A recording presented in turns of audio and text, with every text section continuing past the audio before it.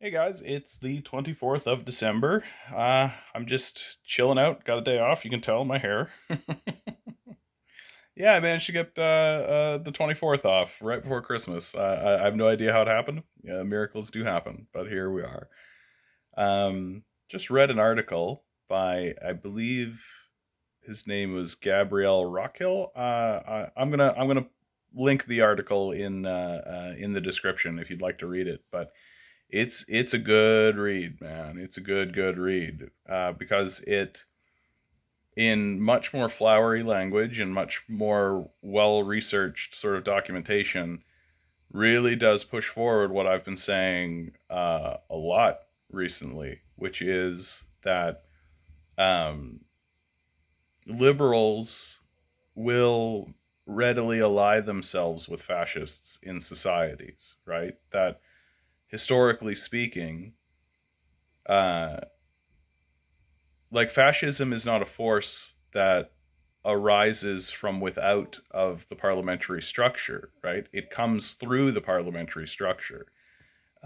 It gets voted into power, or at least it manages to secure enough power within the parliamentary system that it's able to politically maneuver itself to become the dominant ruling class.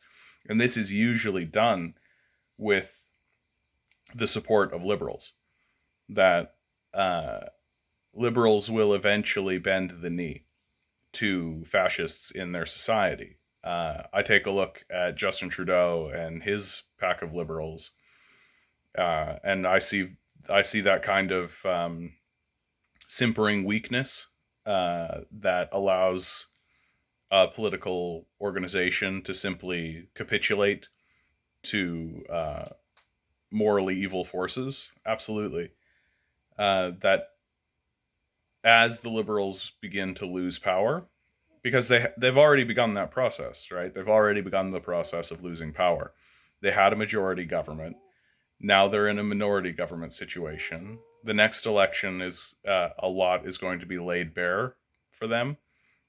Even even using the old methods of communication, right? Like the NDP are going to say things like, these guys are defending the billionaire class. They are taxing regular citizens while ignoring the billionaire class. They are giving huge subsidies and enormous handouts to corporations and the wealthy, while the workers are told get back to work. Uh, these are just base facts that are going that the populace, when it allows itself to become politically aware, which most people in Canada only capture a glimmer of political awareness on the lead up to elections. Most people do not pay attention to politics, uh, which I used to kind of scoff at and be like, but the reality is it takes a lot of energy, it takes a lot of brain power, and it's demoralizing. It's very demoralizing, and so people are focused on their lives, they're focused on their work, they're focused on their families, they're focused on trying to deal with their existential selves, and so I don't really hold it against people for being kind of politically not being politically astute, but and Canadians have historically, like, the when elections happen, that's when they'll read, that's when they'll figure things out, and they'll kind of catch a vibe, right? But the trouble with that is that the populace has maintained a tolerance of switching between two capitalist camps.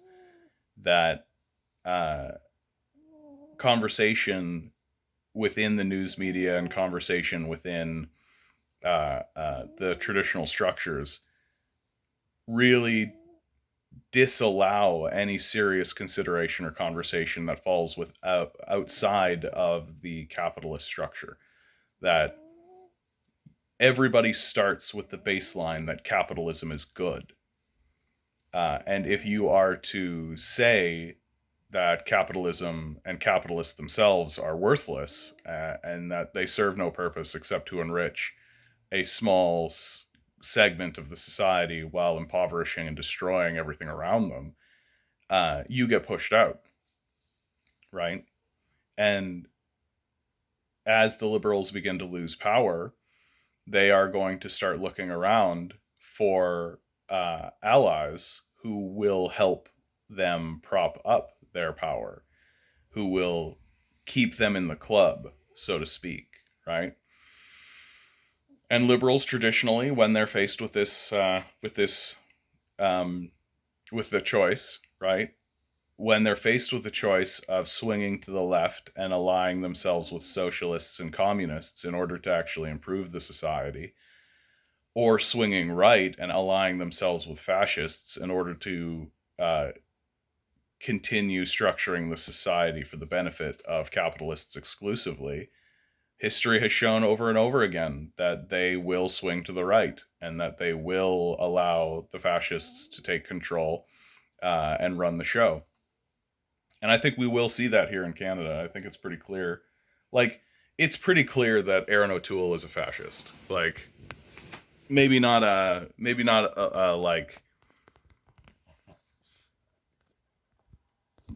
whoops, drop the phone. Aaron O'Toole's not a dyed in the wool fascist. Like, he's not like going out and saying we got to get rid of these Jews and like doing all this kind of stuff. He's like an incidental fascist, you know? He's military trained. He doesn't think the residential schools are a big deal. He subscribes to PragerU, you know, like PragerU, who very recently put out a pro-slavery argument and defended slavers.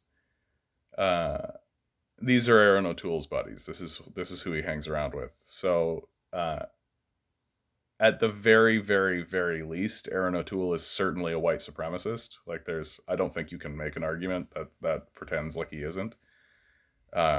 He certainly is a white supremacist, and the way that the political map seems to be structuring itself is that there will come a moment where the conservatives do seize power federally, and the liberals will go along with it, because ultimately the liberals and the conservatives are allied. I think this is the big point that people don't realize, like, that there's so much passion and so much energy and so much force put behind this false antagonism between the conservatives and the liberals. And that false antagonism truly only exists as a distractionary measure to keep people believing that these are two opposing political forces, when in reality it's the same political force. Their endeavor is to enrich capitalists and keep the society structured for the benefit of those capitalists. Whether or not they're wearing a red pin or a blue pin is almost completely irrelevant. The only major difference between the liberals and the conservatives is that the conservatives will be more ruthless about it, right? They will gut programs. They will abandon people more readily and just shrug and be like, "Get a job," you know. They won't even pretend like they actually care. Whereas liberals will pretend, which in my view makes them more dangerous, because they're pretending, like they are actively being disingenuous and then will abandon you. And I'm really noticing, like, this there is a push coming on the left in order to distinguish itself from the liberals, because if the conservatives had their way, the liberals would be as far left as a person would be permitted to go. That liberalism itself is considered leftist if you are as far right as the conservatives have become.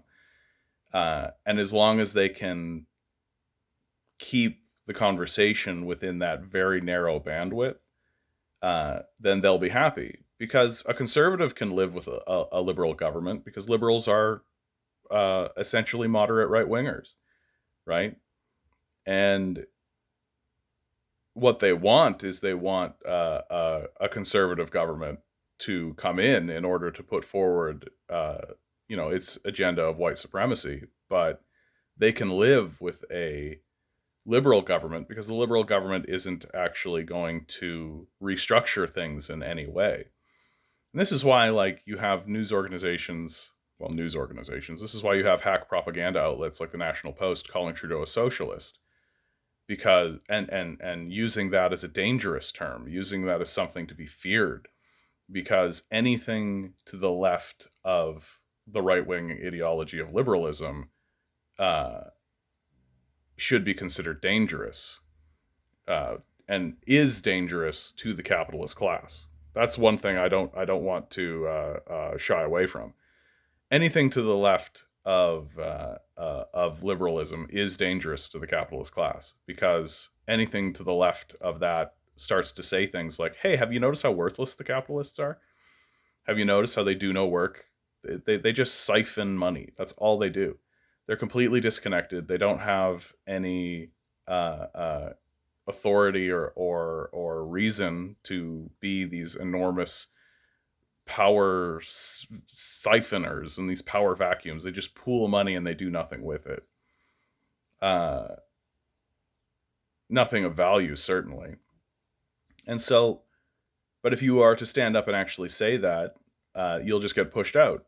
You'll just get dismissed, and the propaganda machine that exists exclusively to maintain this sort of false antagonism will pretend like you're a kook, right? You'll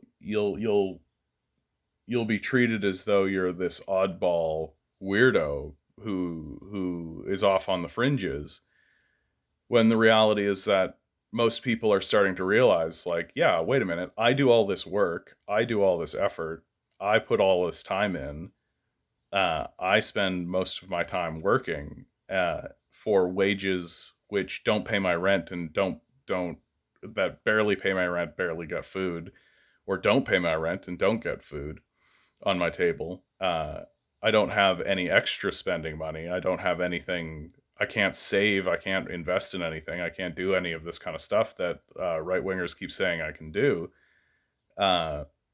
Meanwhile, the people who are getting all of the money in the end, the capitalists, they don't participate. They don't actually do anything. And I've never met them. I don't know who they are. And if I do know who they are, it's just like I saw them on a website or something, right? Because they don't do anything. They are meaningless.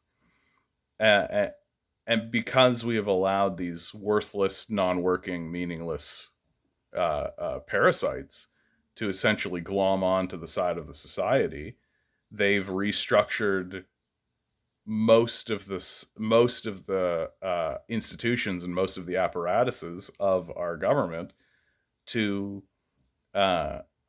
facilitate their worthless existence. Right? They aren't meaningful,